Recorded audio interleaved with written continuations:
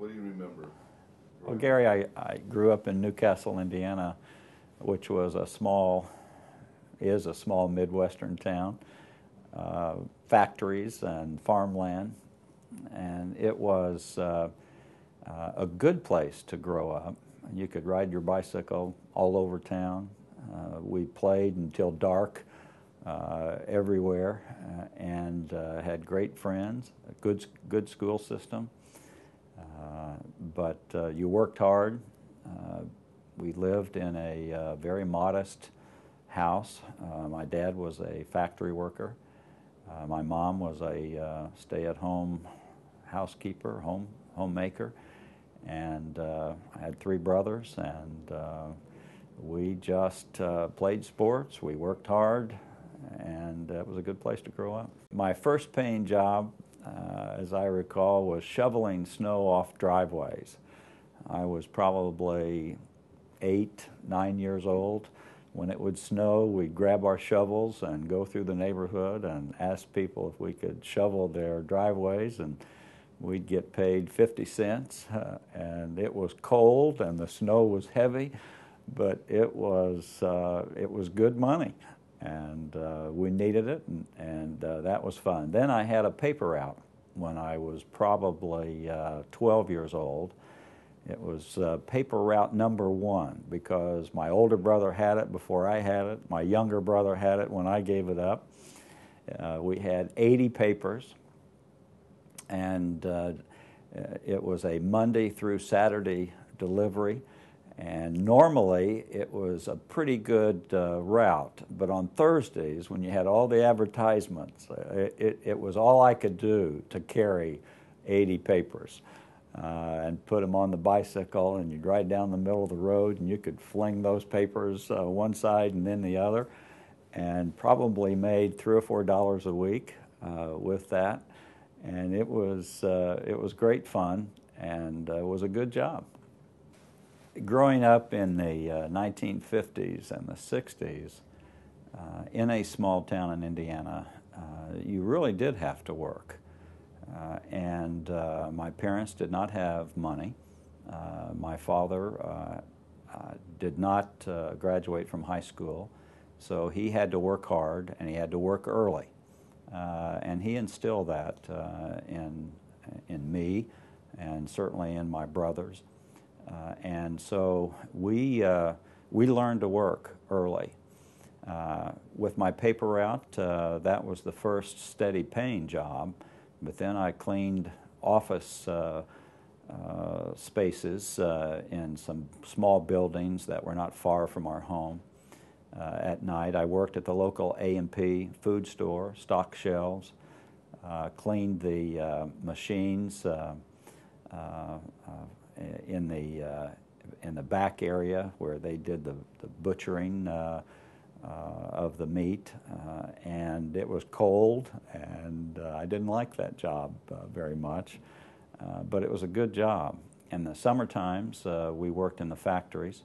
I worked in a foundry in the summer for 3 years, and it must have been 130 degrees in the foundry where they were pouring molten iron into molds to make piston rings, and our job was to shovel sand out of a pit to keep the line moving. And there was another college student and myself that had that job, and I probably still have some burns on my back where the sparks or some of the spillover from this molten iron would land on us. The OSHA would shut that place down today. But the men worked hard there. They were hard men, and it was a tough place to work. But when you saw that they did that for their entire life, you learned pretty quickly that you better get a college education because the alternative was not that attractive. I also, at Olivet, I cleaned bathrooms, cleaned toilets in one of the residence dorms, and did that. I worked at a local tire store at Olivet, and then actually found my future career by working on the midnight shift at Riverside Hospital in Kankakee. I didn't know it at the time, but after working during the school year at that job, later I came back to the hospital as a career, but did all kinds of jobs. And you can learn from any job, and the variety of jobs really help a young person identify what they like, what they don't like. So we weren't afraid to work. We did what we had to do and worked wherever we could find work, and it was good. Derek, let's back up on the shot just a little bit to give us some options on the editing.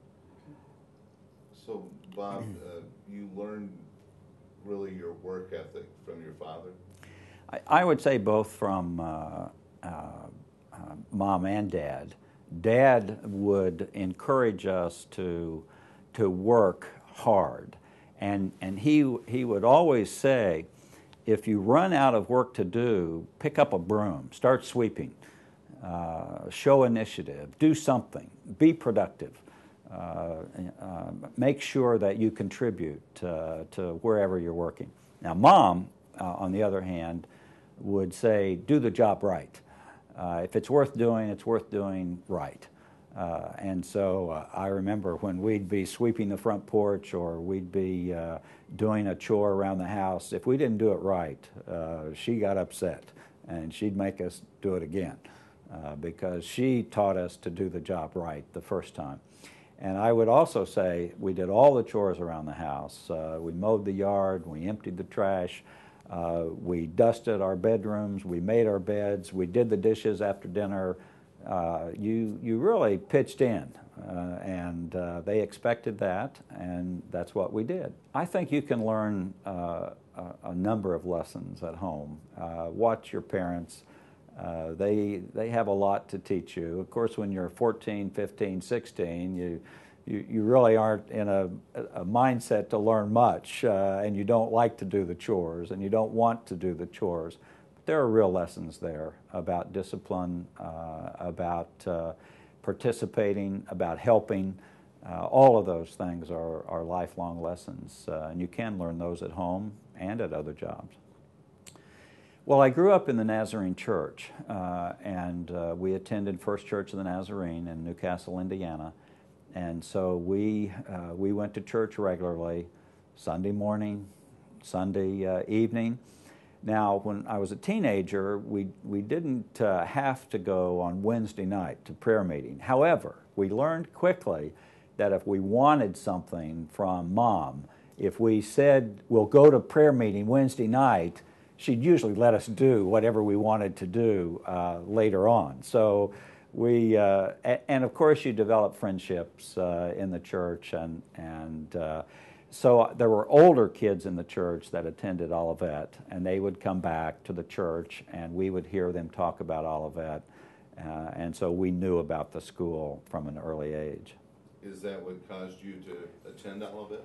No, not really. My older brother attended Olivet, and he would come home and talk about it, and he was having a good time, and he was a good student, and so that probably put the thought in my mind. At the same time, I knew that I would not do well at Indiana University. It was too big. I probably would have gotten into things that wouldn't have been good for me at Indiana. And just sort of instinctively, I knew that wasn't a school that I was going to do well at.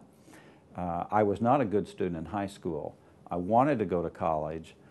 So when I decided to go, I made up my mind that I would study, I would work hard, and so a smaller school would probably be better for me.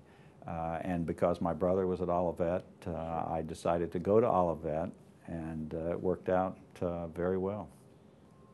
Well, let me say that the first day on the campus at Olivet was fun, it was exciting, it was going to be a new adventure, and I knew some of my brother's friends, so it wasn't an entirely strange atmosphere to me. I felt very comfortable from the time I first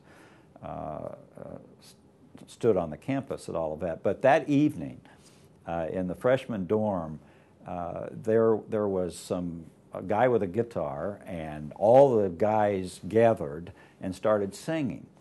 And we had great fun, and I met a couple of guys that night that are lifelong friends. J.D. Hatton, Bill Seal, Randy Good. We were singing together, and I couldn't sing. And so they looked at me and thought, who is this guy who very enthusiastically is singing and he can't carry a tune? And started kidding me about that. And of course, they could sing very well, but I kidded them right back. And we just immediately became instant friends. And I will say that the freshman dorm at Olivet was a great place, and it was a lot of fun that first year, and I don't think you could ever duplicate the antics that occurred in that dormitory. Chapman Hall? Chapman Hall. Do you remember what room your freshman year? 410. 410. I was in room 410, and I had a very interesting roommate. And we used to take our mattresses off the beds, line the hallways, have wrestling matches. We'd have all kinds of competitive activities. And the fourth floor, became competitive with the third floor and the second floor.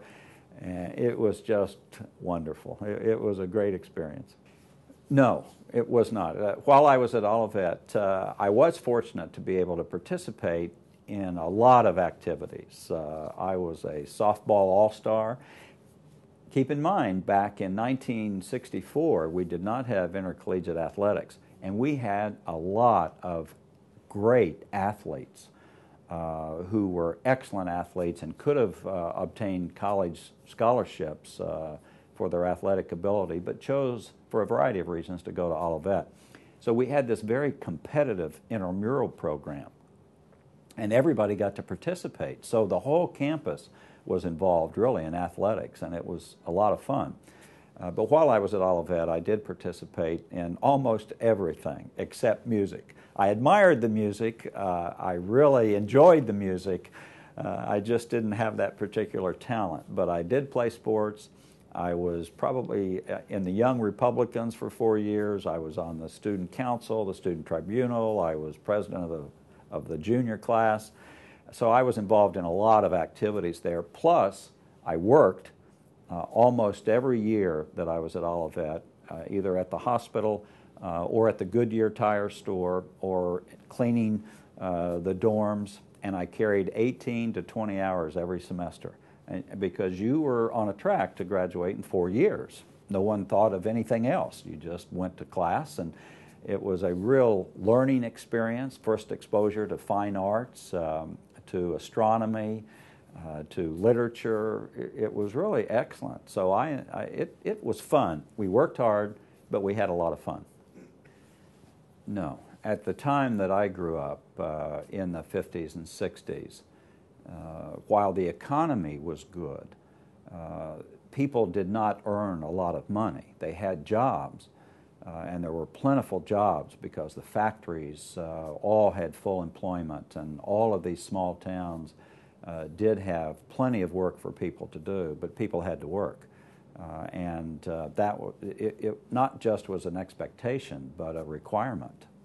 And people wanted to get ahead. They wanted to buy that car, or they wanted to buy that TV, or it was a middle class, and we were, I must say, lower middle class. You were trying to improve your status in life. You wanted to wear good clothes, and you wanted to have a car, but you had to work to do that, and that was understood by everybody. And by the way, I think everybody worked. It wasn't as if you were something different. Everyone worked, but there were jobs, and that was fortunate. That was a good thing, and we learned from it. To a current college student, what would you say, looking back? What advice would you have for them, or what comments would you make to them just in terms of work ethic? Well, in terms of advice to young people and a work ethic, what would an employer be looking for now? Probably the same thing that they were looking for back then. A young person that would show initiative, a young person that is dependable, a young person that is willing to do what is necessary to contribute to a company, to a job, but certainly be dependable, be enthusiastic, be willing to work hard and to work consistently and to contribute, show initiative. Those are the attributes. Have a good attitude. You may be working at a low level, but you can learn from that, and you can move from that. And if you do a good job, when you begin, you're going to get opportunity to advance. That's true in a hospital. It's true in a law office. It's true in a business environment. Show initiative. Have a great attitude. That's what people are looking for. Don't grumble and say, I don't like this. I ought to be doing something different. Enjoy what you're doing. Learn from what you're doing. Do it well. And if you do that, you show that attitude and you show initiative and you're dependable, there's great opportunity. There's always opportunity. That's the advice I would give a young person. The issue of problem solving, I don't believe is overblown. I think there are challenges in every work environment. But what we seek today are people that can work with each other. Rarely do you find an individual who alone can solve a problem, who has the answer.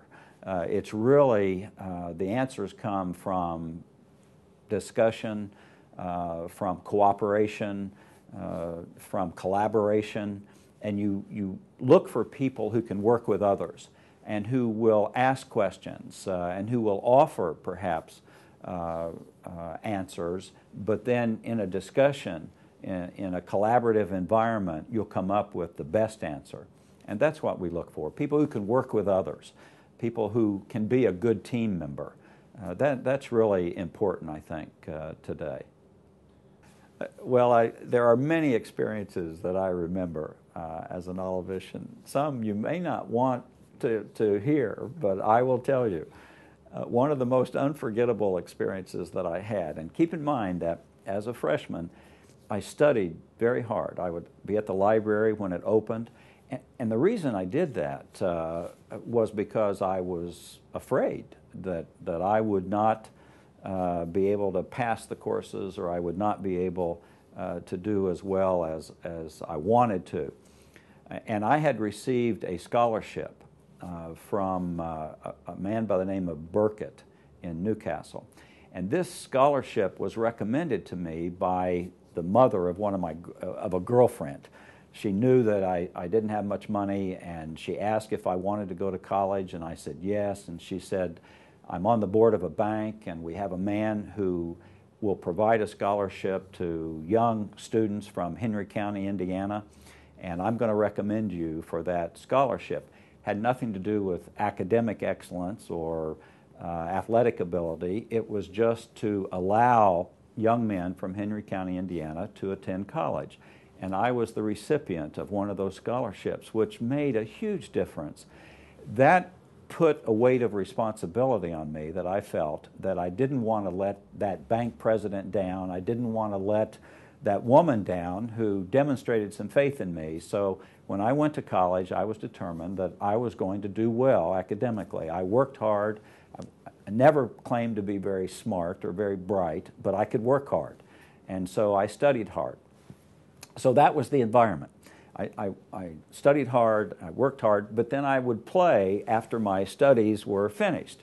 And we had a good group, and we were somewhat mischievous, and we did some things that we probably wondered now, looking back, why in the world would we do something like that? But it's the old adage that felt like a good idea at the time. So late in my freshman year, we actually took the sophomore class president out of the chemistry lab. It was the first warm spring day, so it was like the breakout day. Everybody was out in the quadrangle, and all the guys were playing rough it, rough it, rough it with a football, and all of a sudden somebody had the idea, let's get the sophomore class president, take him out to the Kankakee River State Park, and leave him there, which is exactly what we did. Well, we came back to campus. This young man hitchhiked back to campus, got the sophomore class who lived in Hills Hall all upset that the freshmen had the audacity to kidnap the sophomore class president. It was about dark at this time, so they organized a siege of Chapman Hall. And we were barricaded inside, we were throwing water balloons out. It turned into a minor campus riot, which was not looked upon favorably by the dean of students. So the next day, called the 6 freshmen in and said, you have started a riot on the campus and we can't permit it and we won't have it, and literally expelled us at the end of our freshman year. We had to go home. Now keep in mind, Vietnam was raging. If you weren't in college, you were going to be drafted, and this was serious. So I remember hitchhiking home. I'd been put out of school, and my dad walked through the living room and said, well, you screwed that up, and that was it. I mean, it wasn't as if there was any punishment, or because I was responsible now, and if I got drafted, I got drafted, and if I had to find a job, I had to find a job. It was all up to me. This was pretty nerve-wracking, and finally, one of the students' fathers, who happened to be a member of the Board of Trustees at Olivet, called the president and said, look, these young men didn't mean to create the riot on the campus. Don't punish them by canceling the entire semester. Let them come back to take their final exams, and that will be punishment enough. So we were out of school for about a week. We got to go back to take our final exams, and then that was the end of that experience. Now, interestingly enough, the dean of the men at the time, Curtis Brady, Professor Brady, looked at that and said, you know, the way I'm going to handle these young men is I will make them resident assistants next year and give them some responsibility and put them in charge of freshmen, and that'll take care of that. And it worked brilliantly. That's exactly what he did. We needed the money, and it settled all of us down for the rest of our tenure at Olivet. So that was an experience I'll never forget, and that was pretty unusual. And interestingly enough, I became very close friends with the president at the time of the sophomore class. And later on, after I graduated, we actually roomed together in Chicago. So it was an experience. Another experience I remember was the snowstorm, I think, of '67. The snow was so high that we literally were jumping off of the roof of Hills Hall into snowbanks. Now, as I look back at that, literally it must have snowed 25 or 30 inches. Huge snowstorm. No one could go anywhere. So as we were jumping off the roof, had you broken your leg, nobody could get to you. Nobody could take you anywhere. So it was one of those things where, why in the world were we doing that? But it was such an unusual experience that I remember that specifically. I remember when we built Hills Hall. Not Hills Hall, but Ludwig Center. And that was unusual. So a lot of experiences. Yes. While I was a student at Olivet, I watched the professors and learned great lessons from how they lived their lives. It wasn't so much what they taught in the classroom. It was really the example that they set with their lives. A Dr. Fortis Bennett was a professor of English. And we were so impressed with him because we knew he could have been a professor at Purdue University, at Indiana University, at Notre Dame. He was so good and we were so fortunate to have him there. We really wanted to work hard to take advantage of what he could teach us, but he set such a good example that we learned a great deal from him. A professor, Dwayne Little, history professor, again, another example of a academically well-qualified individual who was at Olivet to help us, and we could sense that. We understood that. Learned a great deal from him.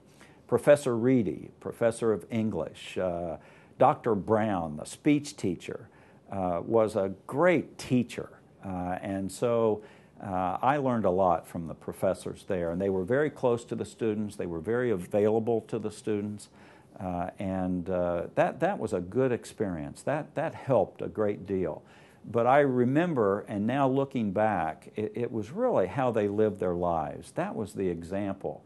And I think, looking back at Olivet, a foundation in faith, friends for life, and then the faculty that really demonstrated by example what a Christian could do, and a qualified professor and Christian witness could do and could mean to young people. That really sticks with me from my years at Olivet. I did not go into the military by choice. I graduated from Olivet in 1968. That was the height of the draft for Vietnam. I graduated in May. I think the country drafted 80,000 young men that month alone. We were losing 400 and 500 soldiers a month in Vietnam. And so I was losing high school friends that had been killed in Vietnam.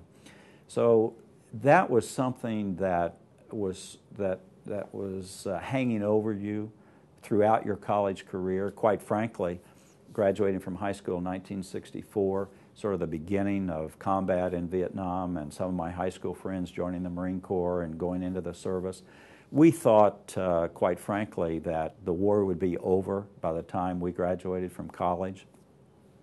But it really intensified.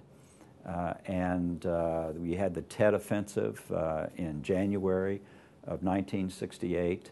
And so we knew at that time that we would probably have to go into the military. We were all called home in the spring of that year for our draft physicals. It was like a high school reunion. They absolutely published the names of those young men from the county who had been called home for their physical, for the draft. And so while we were preparing to graduate, we knew that our draft classification would be changed from a student deferment to 1A, which was immediate for the draft. And so I received that draft classification of 1A, could not find a job. Everywhere I went to look for a job after graduating from Olivet in May of 1968, the first question an employer would ask is, what's your draft classification? I was a 21-year-old single male, and my draft classification was 1A. And so the response would be, when you get out of the military, you come and see us, and we'll talk to you about a job. My mom, as I recall, I was living in Chicago at the time. I was working in a factory. It was the only job I could get because they would hire temporary workers. My mom called and said, the draft board has indicated that you'll be drafted next month.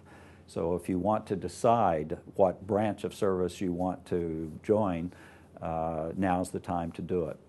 And it's funny what goes through your mind. I thought, well, the Air Force, my eyesight's not good enough to fly, to be a pilot, so that's out. The Navy, I grew up in Indiana. We didn't have any big body of water. I didn't know if I'd get seasick or not, but the Navy seemed not such a good idea. The Marines, I knew I'd probably get killed if I joined the Marines. I actually had a friend from Olivet who was a Marine officer who was killed before I graduated. And so I decided on the Army. And I went to an enlistment station in Chicago, walked in, and said, I'm subject to the draft. I would like to go to officer candidate school. How do I do that? And the recruiter said, you sign here and you take this test. If you pass the test, then you'll be guaranteed an opportunity to go to officers candidate school. So I enlisted there in Chicago, was inducted in the south side of Chicago, and it was a real experience to go through this induction center and have a physical, and anyone who could literally walk through the door in the summer of 1968 was either drafted or ruled eligible. It didn't matter if you limped, it didn't matter if you had a chronic disease, you were going to go into the service, and everyone passed. And so I enlisted in the United States Army in July of 1968. I went to basic training at Fort Dix, New Jersey. I went to advanced infantry training, and then I was scheduled to go to infantry officers candidate school at Fort Benning, Georgia. My orders were changed at the last minute. I was sent to combat engineer officers candidate school at Fort Belvoir, Virginia. I went to engineer OCS, and just before graduating, they decided to put me aside and commission me in military intelligence.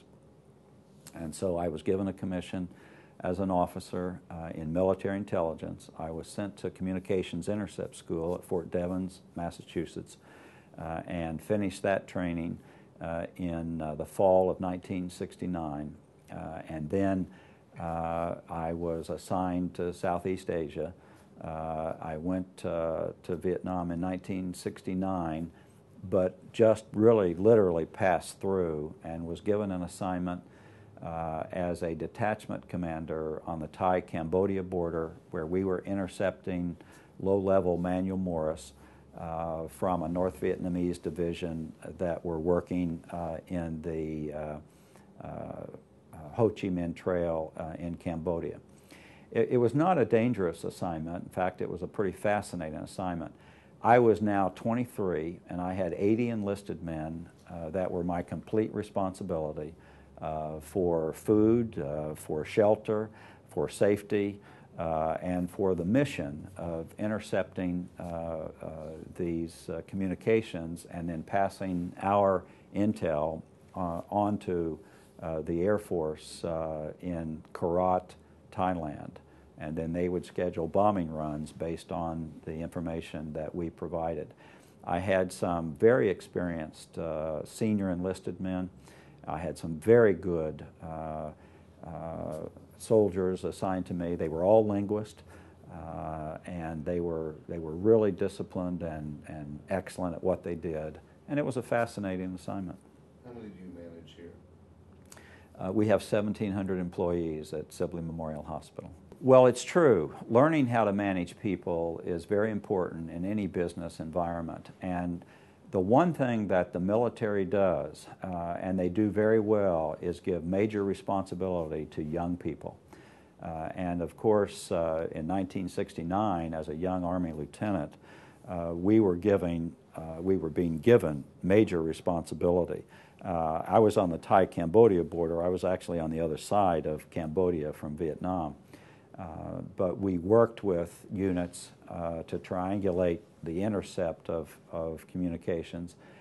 And I didn't at the time think very much in the future. You had major responsibilities. The tasks were significant. You had to get through this day, and when that day was done, you were exhausted, and you got up the next day and did it again, and you had to get through that day. So it was interesting, it was fascinating, it was important, but I didn't think ahead. All I tried to do was do the job in front of me to the best of my ability right then, and that's what we did. What led me into the medical field, or what led me into my profession today? And it wasn't happenstance, but it was the result of this variety of jobs as an undergraduate, one of which was working the midnight shift as an orderly at Riverside Hospital in Kankakee. one night about 3 o'clock in the morning, the nurses all said, get busy, look busy, do something. And it was 3 o'clock in the morning, and my initial tasks were finished, and I was doing something in the nurses' station, and I asked why. And they said, well, the administrator is coming through to make rounds. And I asked the question, who's the administrator and what does he do? And the nurse said, well, he runs the business of the hospital. And I thought in my mind, that would be a great job. Because I liked the people in the hospital, I liked the mission of the hospital, I liked the work that we did, but I wasn't good at science. I never wanted to be a doctor, but I thought that would really be an interesting job, to be the administrator of a hospital. So I kind of tucked that in the back of my mind. I was an English major at Olivet, and so when I graduated, went into the Army, spent 4 years in the Army, went from private to captain, became a captain and a company commander of 250 enlisted men when I came back from overseas. And then I thought to myself, well, now what am I going to do after I leave the military? And I took a yellow legal notepad, and on the left-hand column put down all the jobs I ever thought I would be interested in: a lawyer, an FBI agent, an insurance salesman, a hospital administrator, and on down the list it went.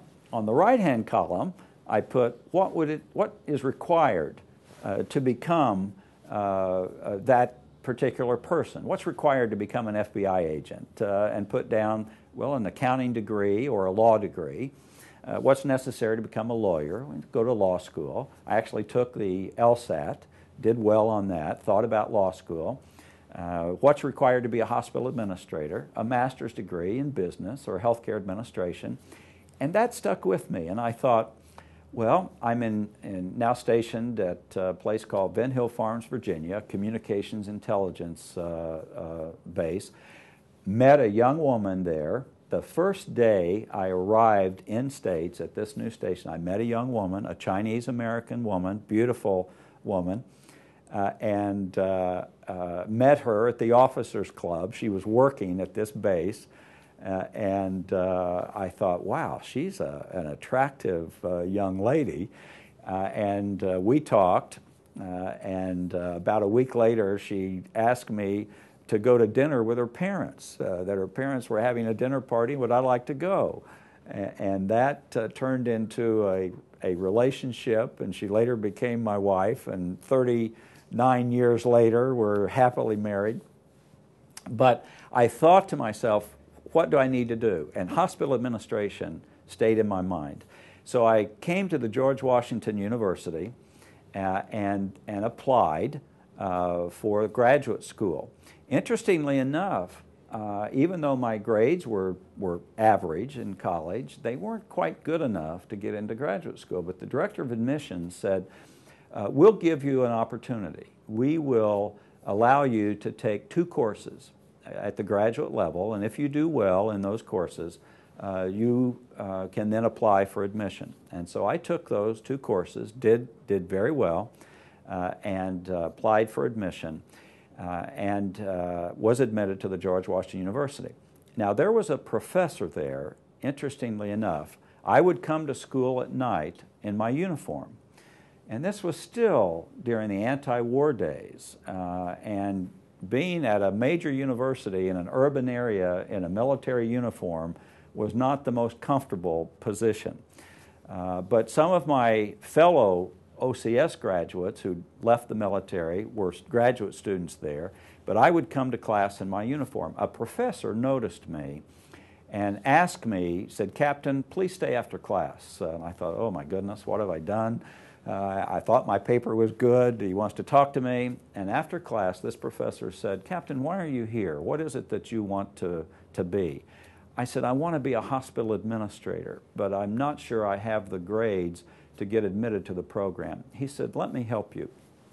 And that night, this professor, his name was Cloutier, called the director of the healthcare administration program and said, "Dr. Ginzig, I've got a young Army captain here who wants in your program. He may not be qualified for admission, but if you'll give him a third of his coursework in hospital administration, I will give him a third in the public administration program, and then I will call Dr. Eric Winslow, chairman of the Department of Business. We'll get him a third of his coursework in the business school. We'll get him a degree in public administration with a concentration in business and healthcare. What do you say to that? He said, send him over and let me talk to him. So he sent me over. The next day, I talked to the chairman of the Department of Healthcare Administration. He said, I like what I see. I'll give you a third of your coursework. Right then, he outlined my courses I would take.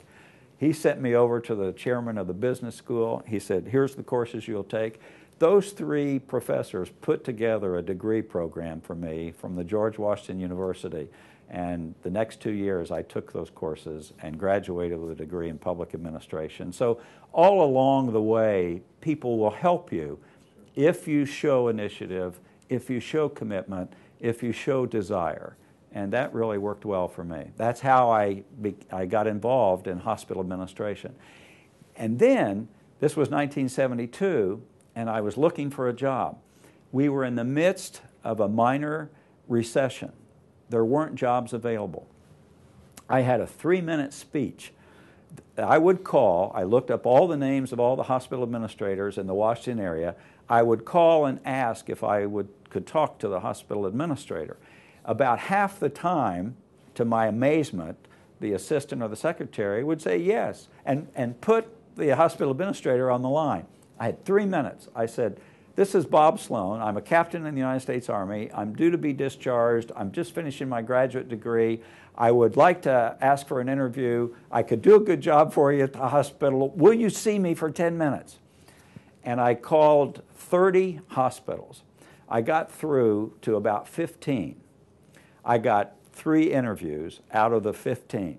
Now, I could only make 3 or 4 calls a day because if 3 of them said, no, I'm too busy, or no, we're not looking for anybody, thank you very much, I could only take rejection of 3 a day. And then I'd have to go do something else. But my wife encouraged me. We were married by that time. And we got married, and she helped put me through graduate school. And then I got those interviews, and one of them hired me. And that's how I started. I started at a 650-bed hospital as an assistant administrator, and it was a fascinating job, and that began my career. I like that answer. And I like Dr. Bowling. I've been a fan of his. Let me say just a word about Dr. Bowling. He was a freshman on the campus when I was a senior. One of the freshmen? He was one of the freshmen. One of the 6 freshmen? Oh. No. Dr. Bowling was a freshman at Olivet when I was a senior.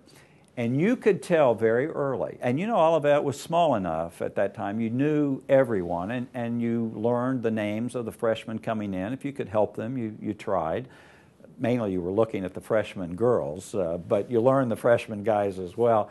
But John Bowling, you could tell, was a leader, even as a freshman at Olivet. You knew that he was going to be successful. It was really interesting. I followed his career as he advanced and remembered him as a freshman at Olivet. So I'm a great fan of John Bowling. His answer that his main responsibility as president of Olivet is to protect the mission, I would say that is right on. I think that's excellent. We live the mission of Sibley Memorial Hospital, and I try to exemplify that. Our mission is to provide high-quality health facilities and services for the community, to promote health, to relieve suffering as well as we can do, to provide the best service we can at the highest value for all concerned. And that mission permeates everything that we do. So protecting that mission is something that I believe in very much.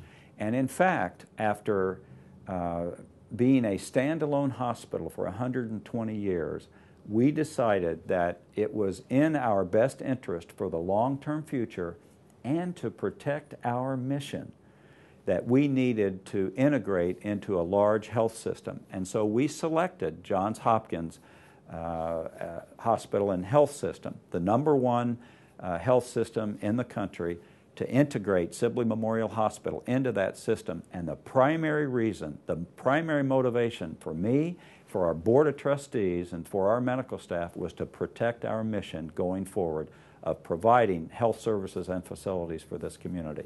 So I like Dr. Bowling's answer. I agree with it. That is my primary responsibility as well as the President and CEO of Sibley, is to protect and perpetuate our mission. Defining success that's an excellent question. It's not an easy question. It's not a question that you can answer with sort of a flippant answer. Success is important, and it can be achieved at many levels. But to me, living a life of integrity, of honesty, of being true to your values, that is success. Regardless of whether it's recognized by your boss or recognized by those in your field, being recognized is superficial. I believe. Now, it's rewarding to be recognized by your peers, but to get plaques or to get awards or to get acclaim, that's superficial. It's what's inside of you. It's how you live your life. It's the character that you demonstrate.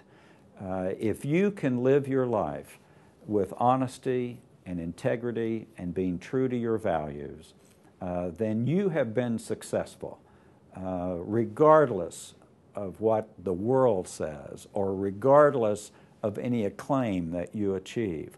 There are many successful people that the world doesn't recognize, but they are strong and they make a difference. And that's what you want to aspire to. You want to aspire to live with integrity.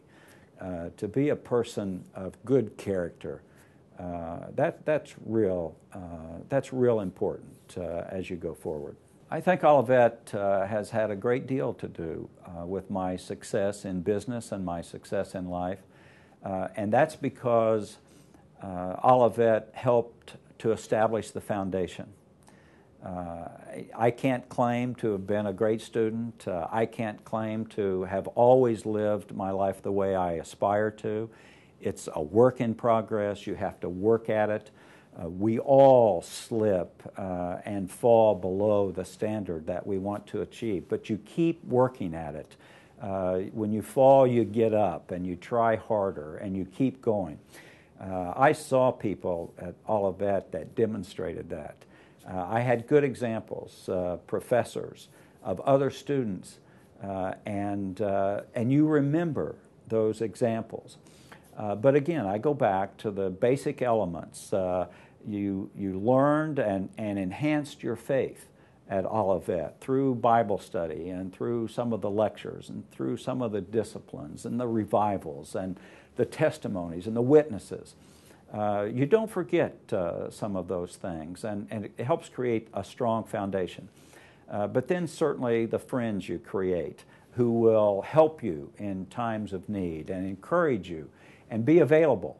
That's very important. And then again, the professors that provided good, strong Christian witness, good, strong examples of successful people. They may not have been successful academically as much as they could have had they been a professor at Notre Dame or a professor at Purdue. They were a professor at Olivet, but they touched lives for the future. They made a difference. They were successful.